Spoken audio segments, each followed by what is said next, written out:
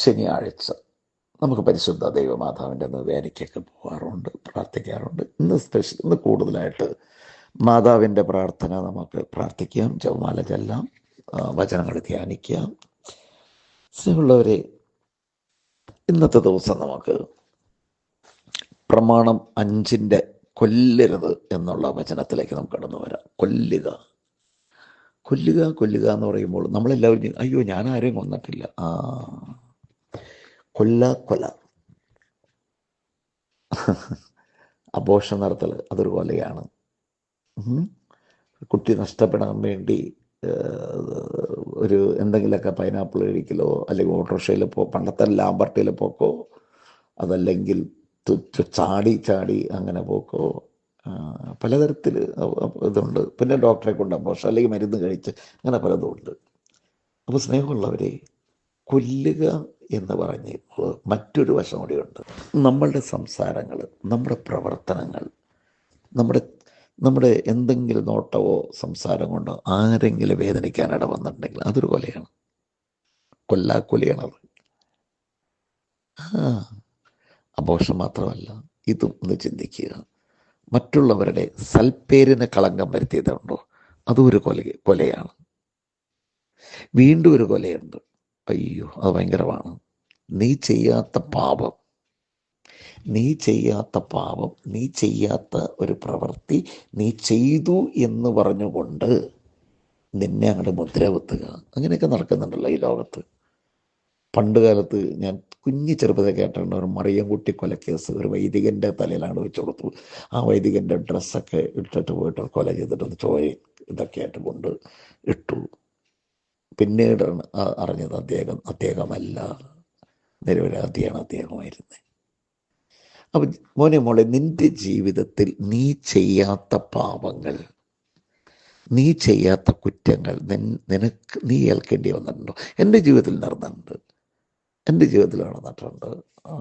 കുറേ അടി മേടിച്ചു സ്കൂളിൽ, ഞാനും എൻ്റെ അയൽവാസിയും. എന്തിനാണെന്ന് എനിക്ക് ഇപ്പോഴും അറിയില്ല. മാവുമ്മ കല്ലെറിഞ്ഞെന്നാണ് പറഞ്ഞുകൊണ്ടിരുന്നത് അടി. അത് പറഞ്ഞിട്ടല്ല അടി, അങ്ങനെയൊക്കെ അറിയുന്നു. ആർക്കറിയാം? അടി കുറേ കൊണ്ട് എൻ്റെ കർത്താവേ, ഞാൻ മാവുമ്മ കല്ല്, എന്തിനാ എൻ്റെ പറമ്പ് നിറച്ച് മാവും പ്ലാവുകൾ, പിന്നെ ഞാൻ അവിടെ പോയിട്ട് കല്ലെറിയേണ്ട കാര്യം തിരിക്കുന്നത്?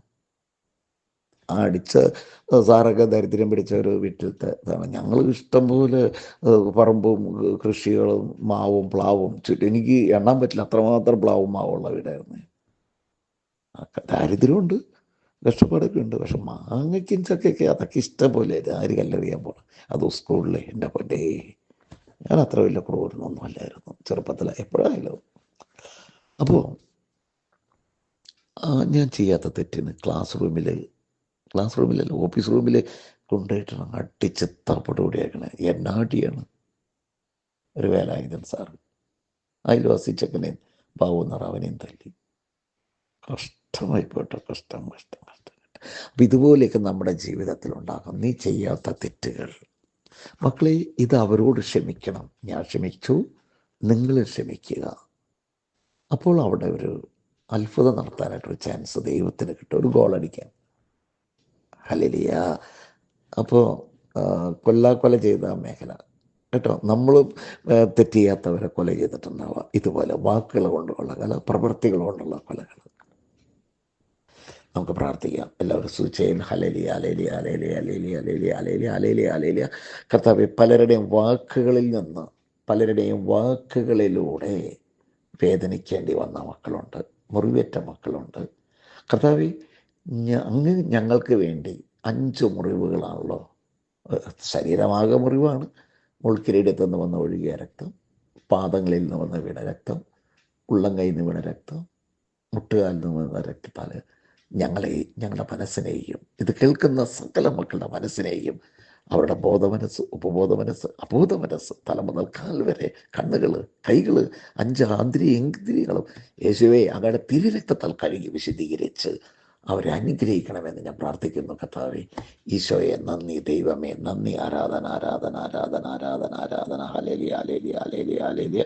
യേശുവേ നന്ദി നന്ദി നന്ദി നന്ദി നന്ദി നന്ദി. നന്മ നിറഞ്ഞ മറിയമേ സ്വസ്തി, കർത്താവ് അങ്ങയുടെ സ്ത്രീകളിൽ അങ്ങ് അനുഗ്രഹിക്കപ്പെടവളാവുന്നു. അങ്ങയുടെ ദൈത്യബലമായി ഈശോ അനുഗ്രഹിക്കപ്പെടവനാകുന്നു. പരിശുദ്ധ മറിയമേ തമ്പുരാൻ്റെ അമ്മേ, പാപികളാ ഞങ്ങൾക്ക് വേണ്ടി എപ്പോഴും മരണസമയത്തും തമ്പുരാൻ്റെ പേഴ്സമ്മേ, ദൈവം നിങ്ങളെ സമൃദ്ധിയായി അനുഗ്രഹിക്കട്ടെ. എനിക്ക് വേണ്ടി പ്രാർത്ഥിക്കണം മക്കളെ, എൻ്റെ കുടുംബത്തിന് വേണ്ടി പ്രാർത്ഥിക്കണം മക്കളെ, 5-ാം തീയതി ധ്യാനത്തിന് വേണ്ടി പ്രാർത്ഥിക്കണം മക്കളെ. ധ്യാനത്തിലേക്ക് നിങ്ങൾ കടന്നു വരിക. ഒരു നല്ല അനുഭവം, നല്ല ചെറിയ ഗ്രൂപ്പാണ് നമ്മൾ, ഒത്തിരി അച്ഛന്മാരും ബ്രദേഴ്സും ഉണ്ട്. നല്ല ധ്യാനമാണ്, അത് ഗ്യാരണ്ടി. ദൈവം നിങ്ങളെ അനുഗ്രഹിക്കട്ടെ. എനിക്ക് വേണ്ടി പ്രാർത്ഥിക്കണം കേട്ടോ. എല്ലാവർക്കും അയച്ചു കൊടുക്കുക. ഒരു 43 ദിവസത്തെ നിയോഗമായിട്ട് നിങ്ങളത് സ്വീകരിക്കുക. സബ്സ്ക്രൈബ് ചെയ്തിട്ട് എല്ലാ ദിവസവും അറ്റൻഡ് ചെയ്യുക. 2 നിയോഗം, നിങ്ങൾക്ക് അസാധ്യമായ 2 കാര്യത്തിന് വേണ്ടി ഈ പ്രാർത്ഥന കേൾക്കുക, മറ്റുള്ളവർക്ക് അയച്ചു കൊടുക്കുക, പ്രാർത്ഥിക്കുക. Praise the Lord. ദൈവം അനുഗ്രഹിക്കട്ടെ.